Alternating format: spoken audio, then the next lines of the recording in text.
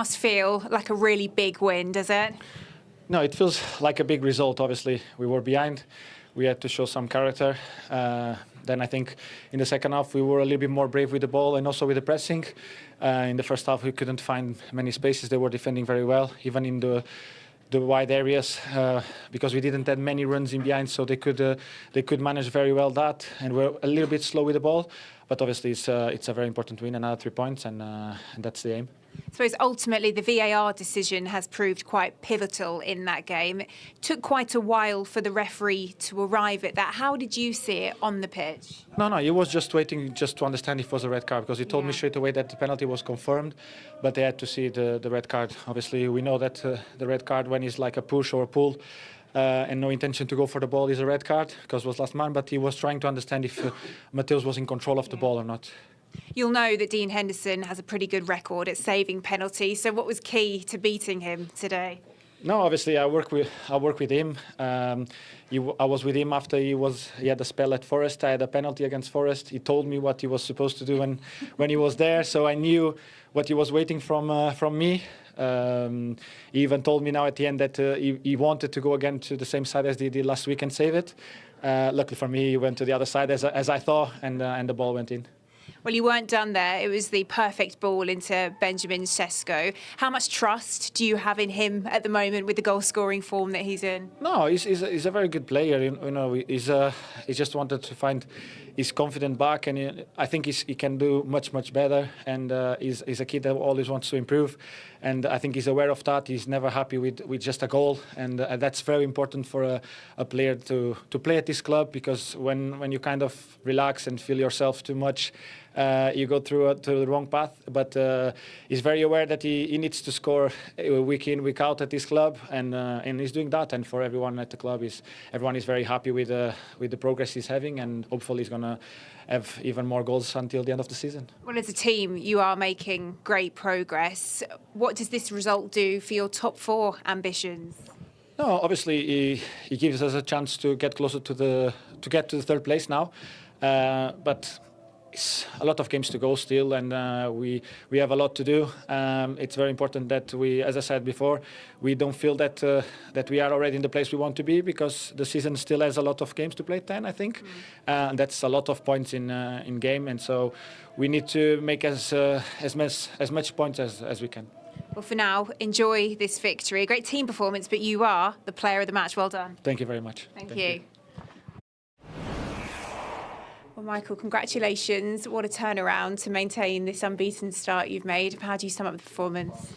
Yeah, I'm really happy. I think it was a test for us today, and you know, coming in at half time and go down, something slightly kind of new for us, and so I thought we didn't start the game great. Credit to Palace, they did, and I thought then we grew into the game as the half went on, and certainly second half, I thought we stepped up again, and it was a big thing to overcome, being a goal down at home so early, and to win the game against a team that they're tough to break down and they're well organised. So it was a big step for us today, and I was really happy with the way the boys kind of approached that and reacted to it, and got there in the end.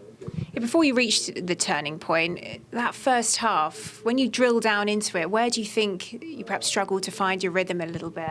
I'd rather talk about the hour after that, really. I think it's football, you know, they're a good team, and it doesn't take much for the game to swing both ways, and we just weren't quite sharp enough, and we weren't quite there. And so I've been there as a player. You just got to work your way out of it, and the boys did. So we'll obviously look at it, you know, and we'll address it. But I thought there was a lot of good things in the game that we can take from moving forward as well. I suppose the pivotal moment then, the decisions. How did you see both at the penalty and the red card? The referee took his time a little bit, but was it clear to you? Well, he's clean for one goal, Mateus, and it was a great pass from Bruno and a great position for us to get into. So it definitely asked the question of the officials at that point. I've literally not seen it, but what the fourth official told us, that the decision was it wasn't for the penalty. It was when he went to the screen, it was just for what card he was going to give. So is what it is, you know. We'll take it. Obviously, it was a big moment of the game, but I thought we deserved it.